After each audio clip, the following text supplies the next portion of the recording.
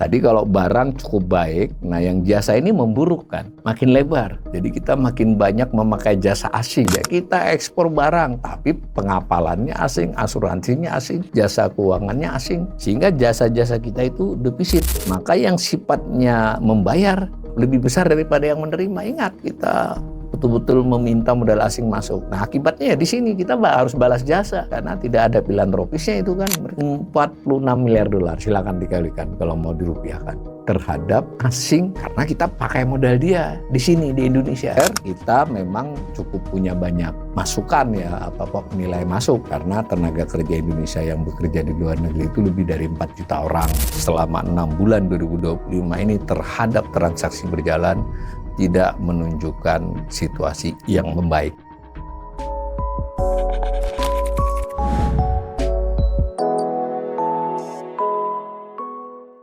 Salam cerdas. Ibu, bapak, saudara-saudara yang saya hormati, sesi assessment kali ini masih melanjutkan assessment atau analisis umum saya tentang kinerja transaksi internasional Indonesia ya.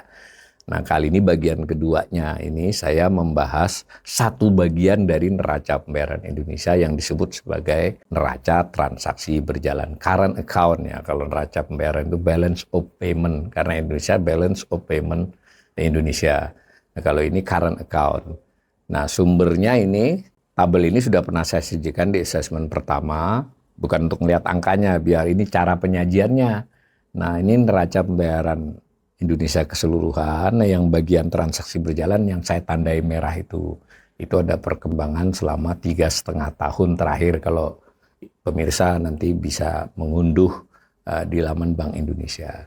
Nah ini kemudian yang saya garis merah itu, tandai merah itu saya pindah dengan tulisan sendiri jadi seperti ini. Tapi khusus saya ambil yang tahun 2024 selama setahun dan selama 1 semester. Di assessment sebelumnya saya sudah menjelaskan bahwa transaksi berjalan itu adalah catatan tentang transaksi perdagangan barang dan jasa. Bukan hanya barang ya. Kalau neraca perdagangan BPS itu hanya barang. Ini barang dan jasa. Nah, jadi bersifat mengekspor, menjual, bersifat mengimpor, membeli. Tapi fokusnya si transaksi berjalan ini adalah pada nilainya. Kalau neraca perdagangan kadang-kadang menyebut juga tonasenya, volumenya. Kalau neraca pembayaran tidak begitu memperhatikan itu. Transaksi berjalan tadi karena barang dan jasa, dia sebenarnya ada 4 komponen di dalamnya. Kalau setiap komponen itu neraca juga sifatnya. Neraca itu artinya ada balance-nya ya. Ada kalau bersifat ekspor, impor kan ada selisihnya. Nah, kalau lebih besar ekspor berarti surplus, lebih besar impor berarti defisit. Jadi NPI neraca besarnya, di dalamnya ada transaksi berjalan. Nah di dalam transaksi berjalan itu ada lagi 4 neraca, yaitu barang, goods, neraca barang ya. Ada B, jasa-jasa, neraca jasa-jasa tepatnya, services. Lalu ada pendapatan primer ya, primary income. Lalu ada secondary income, neraca pendapatan sekunder. Jadi 4 komponen, nah masing-masing memiliki ekspor dan impor ya, bayar dan menerima. Ekspor menerima ya, penerimaan dan pembayaran. Nah disajikan begini, maka kalau dilihat keseluruhannya selama 1 semester 6 bulan ini, dan sifat dari transaksi berjalan adalah defisit 3,42 miliar. Kalau di tabel ini paling bawah. Nanti di tabel yang macam-macam tadi bisa pemirsa selidiki ya. Kalau setahun, ini 6 bulan saya, jangan sekali lagi saya mengingatkan bahwa catatan tadi adalah catatan arus, jadi aliran.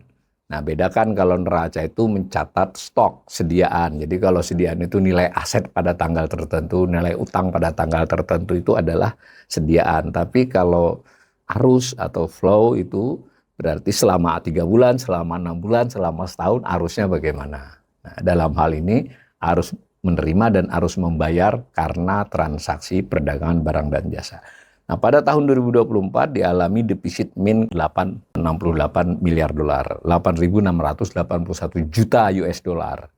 Nah, maka 1 semester ini ya biasalah, tidak buruk juga tidak bisa dikatakan baik karena kita belum tahu 6 bulan berikutnya akan mengejar angka 8,68 ini atau lebih sedikit dari itu. Tapi catatannya seperti ini. Nah, bagaimana kalau kita lihat dari tahun ke tahunnya? Nah, ini soal penjelasannya saja. Sebelum sampai ke angka, saya jelasin sedikit lagi. Kan 4 tadi, neraca barang. Ya barang-barang biasa ya, barang seperti yang dicatat oleh BPS. BPS neraca perdagangan barang. Cuma ada sedikit perbedaan data antara neraca barang di transaksi berjalan dengan neraca perdagangan di BPS. Perbedaannya terutama pada impor. Kalau ekspornya relatif sama. Sumbernya juga bea cukai ya, jadi diolah oleh masing-masing institusi itu. Makanya kalau nilai ekspornya relatif tidak jauh beda, tapi kalau nilai impornya berbeda. Mengapa? Karena BPS mencatat nilai impor barang itu FOB di pelabuhan Indonesia. Kalau saya sebut pelabuhan, dia bisa di bandara, bisa dimanapun. Yang penting adalah nilai sampai ke Indonesia, di tempat titik antar di Indonesia. FOB Indonesia itu kalau dicatat dalam transaksi berjalan ini jadinya CIF. Sebenarnya BPS itu pakainya CIF kalau dari sudut pandang nilai. Jadi menyertakan nilai cost insurance, jadi biaya dan asuransi. Jadi misal kita mengimpor dari Cina ya, dari manapun di pelabuhan Cina ke Tanjung Priok. Nah kalau FOB Tanjung Priok itu berarti sebenarnya CIF karena ada biaya kapal, biaya asuransi. Ya. Kalau ekspor itu ketika kita mengekspor lewat Tanjung Priok itu FOB. Saya ulangi, perbedaan neraca barang di transaksi berjalan dengan di BPS terutama adalah pada impor. Jadi nilai impor di BPS cenderung lebih besar. Impor barang ya, karena kan sudah ketambahan biaya asuransi dan biaya freight ya, biaya shipping, biaya pengapalan. Sementara yang catatan di Bank Indonesia ini FOB negara eksportir. Dari sisi kita importir ya. Jadi kalau dari Cina ya di pelabuhan Cina nilainya. Kenapa? Karena nanti di neraca keduanya jasa-jasa ada catatan tentang khusus transaksi jasa. Nah itu. Jadi lebih lengkap sebenarnya di neraca pembayaran Indonesia Bank Indonesia ini dan dalam komponen transaksi berjalan. Karena itu yang kedua adalah neraca jasa-jasa. Cuma jasa-jasa tidak terkait dengan transportasi saja. Dan bahkan hebatnya lagi, bukan hebatnya ya, bagusnya kan ini memang Bank Indonesia membuat begini bukan karena hebat juga, karena ini ada acuan internasionalnya. Saya ulangi, ada acuan balance of payment manualnya ada ya, ada manual internasional yang mencatat, yang menyajikan bagaimana caranya suatu negara menyusun transaksi neraca pembayaran Indonesia agar bisa dibandingkan antar negara. Tentu masing-masing negara ada penyesuaian karena beberapa komoditas atau pencatatannya mungkin memerlukan estimasi, tetapi tetap diawasi oleh dalam hal ini terutama lembaga-lembaga internasional seperti IMF ya, ada supervisi lah. Maka kelompok keduanya neraca jasa-jasa, kan gak hanya transportasi. Ingat, yang kedua yang besar untuk kasus Indonesia adalah neraca jasa perjalanan, travel ya.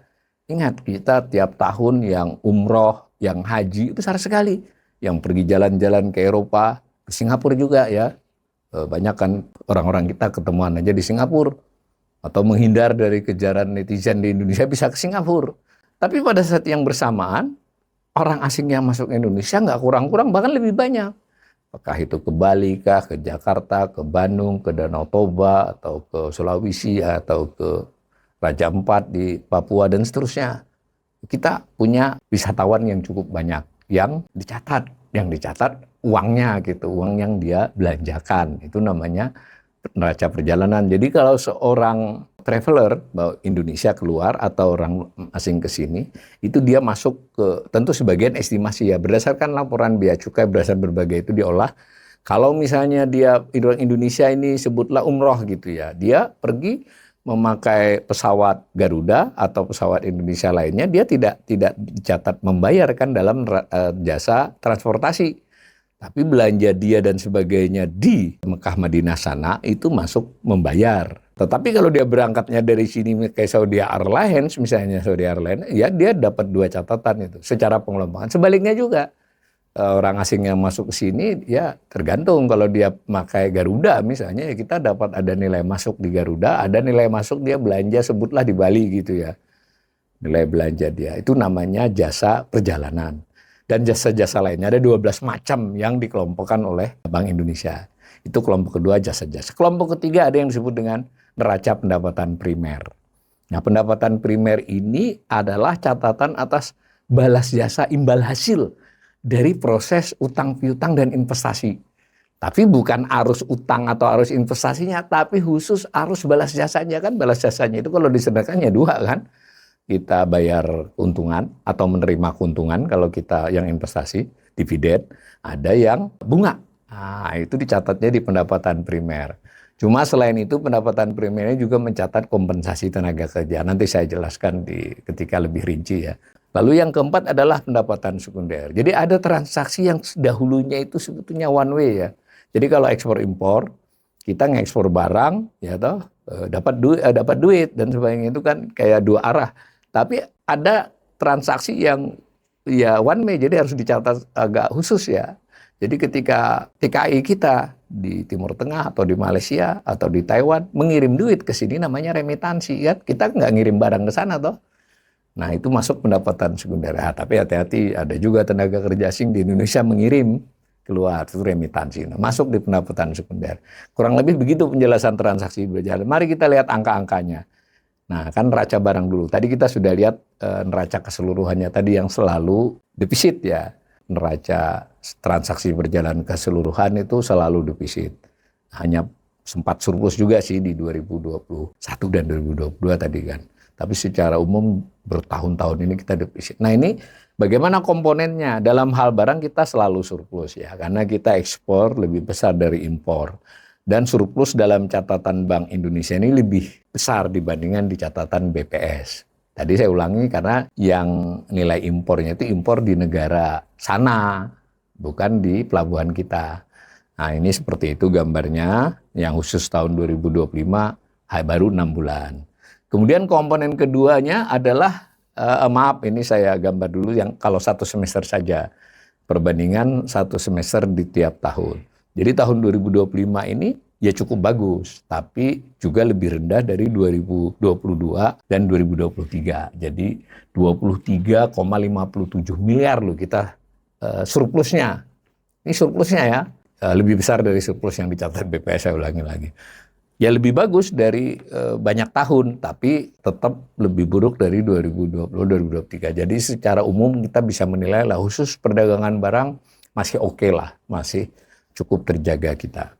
Nah, sedangkan jasa-jasa, nah ini jasa-jasa ini kita mengekspor dan mengimpor, tapi perlu dipahami ya, ekspor tadi gini ya, tadi kan saya ulangi, kalau kita naik pesawat maskapai asing, kita pergi ke luar negeri, berarti kita kan namanya impor. Kalau orang asing pakai Garuda, ekspor namanya. Kalau pejalan kita, pelawat lah istilahnya ya, bahasa Indonesianya pelawat, di Tanah Suci melakukan belanja itu impor. Kalau turis asing belanja di Bandung, belanja di Danau Toba, di Raja Ampat, itu berarti kita ekspor. Dan seterusnya, nanti jasanya banyak ya, 12 macam. Ada jasa keuangan, ada jasa asuransi, ada jasa kekayaan intelektual ya, copyright. Tapi ini kita buat aja keseluruhannya dulu, jasa-jasa. Kalau dilihat gambarnya yang biru ekspor, jadi kita juga cukup, kita juga, yang terutama sekali neraca perjalanan kita kan kita ekspor. Ada juga beberapa, kita juga masih punya maskapai, punya industri maritim ya, meskipun tidak berkembang pesat, tapi kan tetap ada nilainya, itu biru. Nah yang orange adalah impor. Kalau dilihat ya sama-sama itu, fluktuasi lah ya, tetapi tren yang biru meningkat, tren yang orange meningkat. Nah kalau yang hitam itu selisihnya. Kalau dilihat gambar itu beberapa tahun ini kita lebih banyak impornya, jadi neraca jasa kita defisitnya melebar. Nah, sedangkan selama satu semester ini juga tetap meneruskan tren itu. Nah, berikutnya kan saya sajikan yang khusus semester 1. Nah, benar kan? Tadi kalau barang cukup baik, nah yang jasa ini memburuk kan, makin lebar. Jadi kita makin banyak memakai jasa asing. Jadi kalau mau memperbaiki, ya sebetulnya salah satu yang diperbaiki jasa ini. Saya selalu mengkritik ya bahwa otoritas pemerintah kah, Bank Indonesia kah, terlalu mengedepankan soal neraca barang kita surplus 63 bulan kan, yang baru aja diumumkan BPS. Ya itu barang, kalau tambahin jasa kita defisit juga, defisit yang terlebar sepanjang sejarah. Maksudnya ini arus loh ya, satu semester saja, bukan sepanjang sejarah itu diakumulasi. Jadi kan tergerus. Kita ekspor barang tapi kita memakai jasa. Kita ekspor barang tapi pengapalannya asing, asuransinya asing, jasa keuangannya asing. Ya kan, mengurangi kan. Sehingga jasa-jasa kita itu defisit. Ya, nanti kita bandingkan aja defisit jasa dengan defisit itu bagaimana. Itu ya jasa-jasa. Sudah dua nih, neraca barang, neraca jasa. Yang ketiga namanya neraca pendapatan primer. Nah, neraca pendapatan primer ini pada dasarnya adalah mencatat balas jasa atas faktor produksi. Ingat loh, balas jasanya bukan arus modalnya. Nah, kan modal yang utama, tapi juga di sini dicatat yang arus kompensasi tenaga kerja. Tapi khusus yang kompensasi tenaga kerja ini yang sifatnya terhadap penduduk Indonesia di luar negeri yang kurang dari setahun atau belum terkategori remitansi yang mengirim, tapi bisa bersifat direct langsung atau dia pekerja kurang dari setahun. Begitu juga dengan tenaga kerja asing di Indonesia yang dibayar kompensasinya, berarti kan itu kita ngimpor kan, kalau secara catatan itu terhadap tenaga kerja asing yang belum tercatat sebagai remitansi, belum juga setahun, nah, temporer lah gitu ya. Kalau kita lihat memang dalam hal kompensasi tenaga kerja nanti kita ada sesi sendiri, itu kita masih bagus lah ya, tapi dalam hal balas jasa faktor modal, itu kan faktor tenaga, faktor modal, kita utang piutang, kita investasi, ada bayar bunga, ada bayar dividen. Meskipun kita juga menerima, maka yang sifatnya membayar lebih besar daripada yang menerima. Ingat, kita betul-betul meminta modal asing masuk. Nah, akibatnya ya di sini kita harus balas jasa. Karena tidak ada filantropisnya itu kan, mereka cari keuntungan kan modal itu.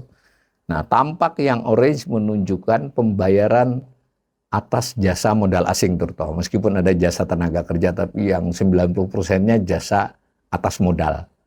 Nah, sudah kita bayar 45,89 miliar dolar, hampir 46 miliar dolar di tahun 2024. 46 miliar dolar, silakan dikalikan kalau mau dirupiahkan, terhadap asing karena kita pakai modal dia di sini di Indonesia.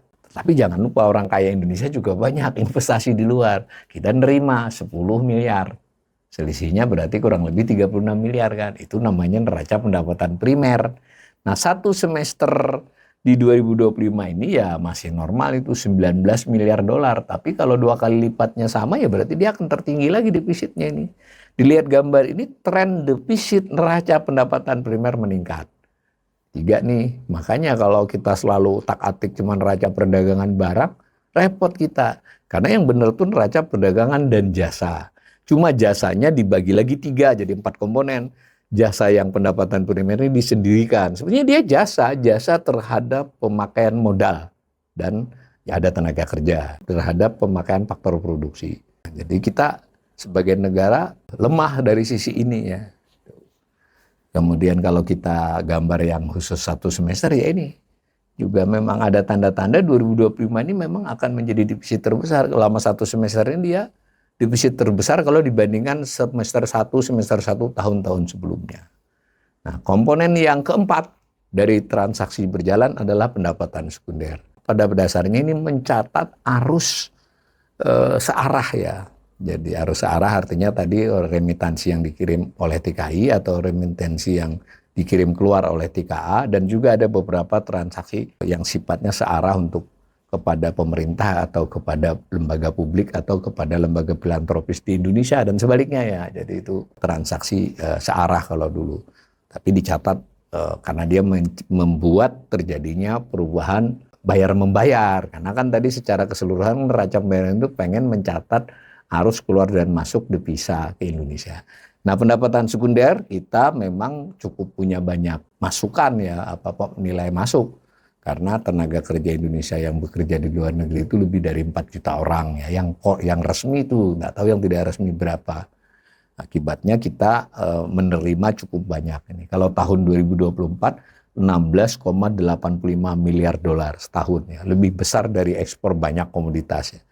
Tapi tren yang tenaga kerja asing juga lumayan meningkat, mencapai 10,87 miliar dolar. Kalau dilihat begitu, tren biru, tren kita menerima masih menanjak, tapi tren membayar juga menanjak.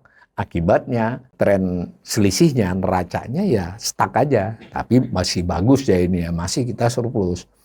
Nah kurang lebih begitu ya, ini neraca pendapatan sekunder. Nah kalau saya buat satu semesteran ya begini, sebenarnya selama beberapa tahun ini juga tidak banyak peningkatan ya tapi cukup stabil lah neraca pendapatan sekunder ini.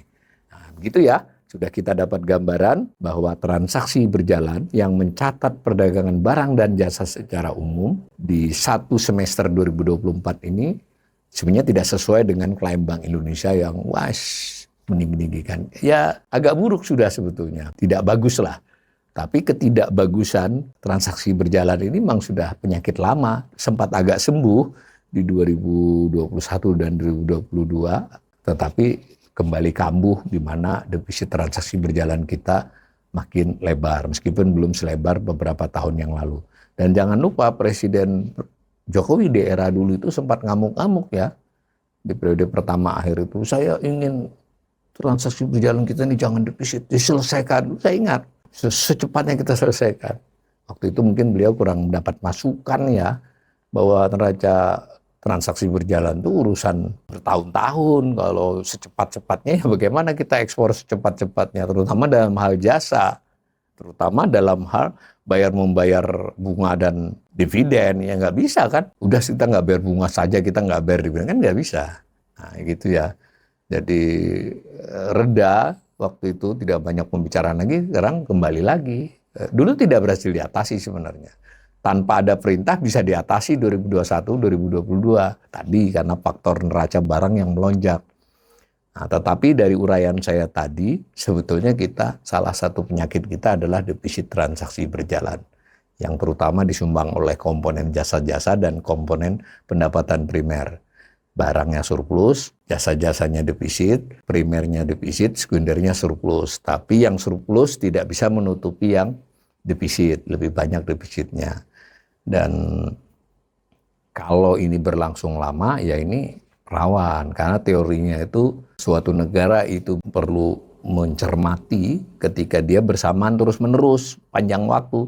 Defisit fiskal, udah kita bahas, APBN defisit, kemudian defisit transaksi internasional, itu namanya twin defisit. Ya bisa saja twin ini diobati, tapi kita belum melihat tanda-tanda arah kebijakan yang secara serius menangani soal ini. Saya tutup bahwa menurut saya kinerja selama 6 bulan 2025 ini terhadap transaksi berjalan tidak menunjukkan situasi yang membaik meskipun belum buruk-buruk amat.